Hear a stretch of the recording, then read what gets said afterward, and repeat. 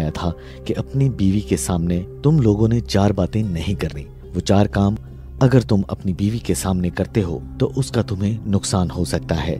सबसे पहले तो ये फरमाया कि जो इंसान 4 चीजें रखता है अल्लाह का उस पर खुसूसी करम है और उसे इस जिंदगी में और कुछ नहीं चाहिए। सबसे पहली चीज एक अच्छी बीवी, दूसरी चीज एक अच्छा घर, तीसरी चीज एक अच्छी सवारी और चौथी चीज एक अच्छा कारोबार या नौकरी। आपने इसके बाद फरमाया कि अगर तुम लोगों को अच्छी बीवी मिल जाएगी तो 4 काम ऐसे हैं जो इसके सामने कभी नहीं करने। सबसे पहला काम, तुमने कभी भी इसके सामने रोना नहीं। तुम्हें कितनी भी परेशानी हो, दुख हो, तकलीफ हो, तो तुम अपनी बीवी के सामने रोना और चिल्लाना नहीं। अगर तुम अपनी बीवी के सामने रो पड़े या उसके सामने चिल्ला पड़े या अपनी बीवी के सामने कुछ कर दिया जो नहीं करना चाहिए था, फिर समझो कि सारी जिंदगी तुम्हारी बीवी यही समझेगी कि ये मर्द बहुत कमजोर है, इस मर्द को अपने जज्बात पर काबू नहीं है, या तो आसानी किसी चीज से तंग क्यों हो जाता है, परेशान हो जाता है और छोटी छोटी चीजों को अपने दिल पर लेना शुरू कर देता है। लिहाजा वो हमेशा तुम्हें कमजोर समझना शुरू कर देगी।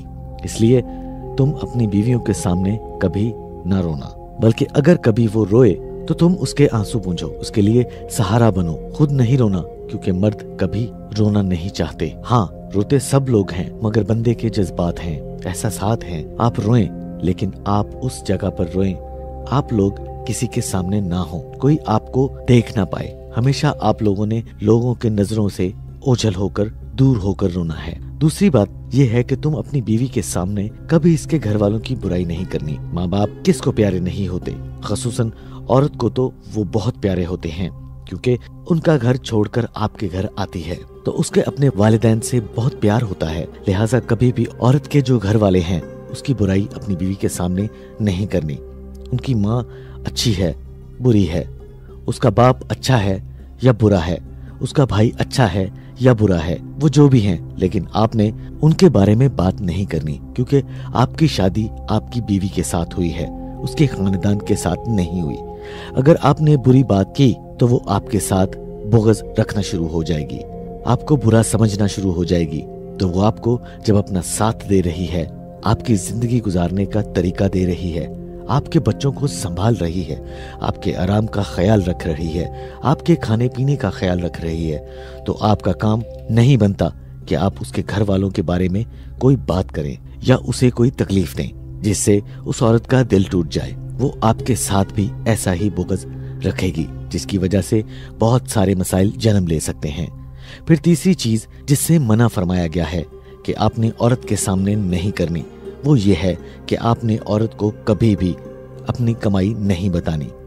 मर्द को वैसे भी कभी अपनी कमाई नहीं बतानी चाहिए, लेकिन अगर औरत की बात की जाए तो आपने औरत को भी नहीं बतानी। उसकी बुनियादी वजह क्या है वो भी आप दोस्तों को बताते हैं। सबसे पहले बात यह है कि आपको औरत के नान नफके की जिम्मेदारी दी गई है।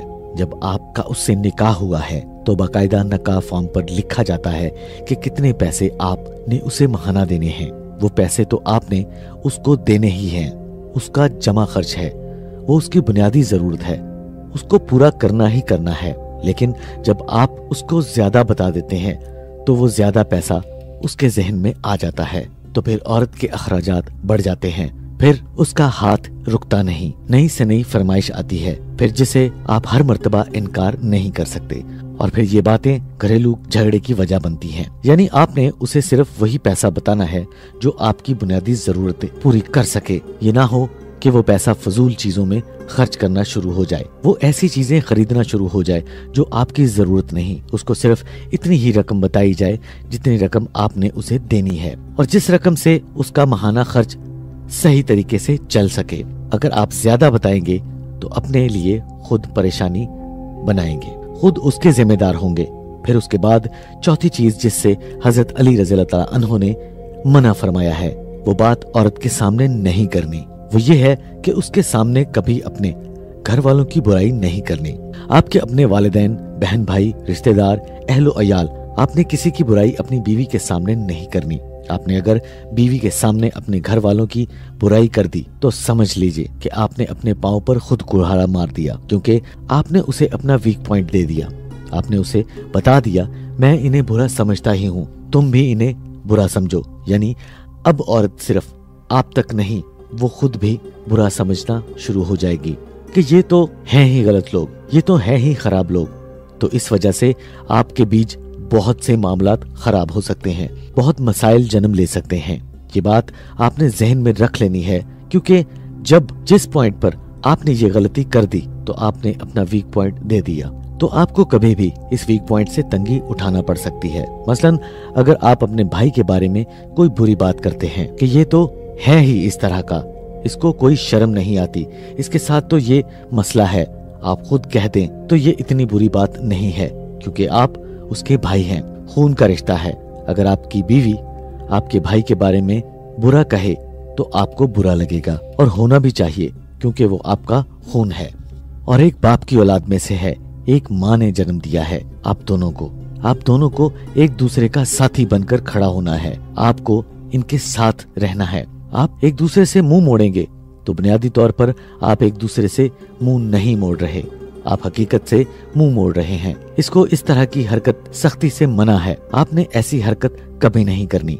अगर आप करते हैं तो आप अपने आप को नुकसान पहुंचाते हैं। लिहाजा आपने हमेशा कोशिश करनी है कि आप अपने बहन भाइयों में इख्तलाफ पैदा ना होने दें और बुराई ना करें, क्योंकि अगर आपके भाई बहन वालिदा वालिद के बारे में आपने कोई बुरी बात की तो आपकी बीवी के पास भी वो बात पहुंच जाएगी। अब कल को वो भी आपके सामने उसकी बुराई करेगी, क्योंकि घर में ज्यादातर लड़ाइयां सास और बहू के दरमियान होती हैं, क्योंकि माँ अपने बेटे के बारे में कुछ और सोचती है, लेकिन बीवी अपने शौहर के बारे में कुछ और सोचती है, क्योंकि वो ब्याह कर आती है। उसकी कोशिश होती है कि वो अपने मुताबिक जिंदगी बसर करे, उसके अपने ख्वाब होते हैं, वो अपनी सोच के मुताबिक चलना चाहती है, तो फिर दोनों की आपस में बनती नहीं, नतीजा लड़ाई की सूरत में निकलता है।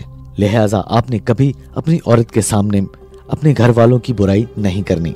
अगर आप इन बातों पर अमल करेंगे तो जिंदगी बेहतर गुजरेगी और कोई परेशानी नहीं आएगी। जी तो सामीन, हम उम्मीद करते हैं कि आपको हमारी ये वीडियो बहुत पसंद आई होगी। हमारा इस वीडियो को बनाने का मकसद ये नहीं था कि हम किसी की दिल आज़ारी करें, ना कि मियाँ बीवी के दरमियान ऐसा खला पैदा हो जाए। हमारा इस टॉपिक पे बात करने का मकसद सिर्फ ये था कि हम घर में जो नाचाकियाँ, जो मामलात ख़राब होने की वजह बनते हैं, उन मामलात पे कुछ नज़रसानी की जाए, तो उसको इस्लाम की रूह से, और जो हज़रत मोहम्मद सल्लल्लाहु अलैहि वसल्लम के करीबी साथी भी और दामाद, जिनके बारे में हज़रत मोहम्मद सल्लल्लाहु अलैहि वसल्लम ने ये फरमाया है कि मैं इल्म का शहर हूँ और अली उसका दरवाज़ा है, उनकी मालूमात को आप तक शेयर किया, ताकि आपके घर के जो मामलात हैं, लोगों के घरों में जो चीज़ें ख़राब होती हैं और जिन वजूहात की वजह से ख़राब होती हैं, उनमें से एक वजह आपकी नज़र की जाए। तो लिहाजा हम उम्मीद करते हैं कि आप इस वीडियो को बहुत पॉजिटिव वे में लेंगे। अपनी राय का इजहार करने के लिए आप हमें कमेंट बॉक्स में अपनी राय का इजहार कर सकते हैं। हम उम्मीद करते हैं कि ख़वातीन और हज़रात, ये मालूमात आप तक मुफीद साबित होगी। अगर आपने अभी तक हमारा चैनल सब्सक्राइब नहीं किया तो कर लीजिए और बेल आइकन को भी ज़रूर प्रेस कर दीजिए, जिससे हमारी हर नई आने वाली वीडियो आप तक बर वक्त पहुँच सके। खुदा हाफिज।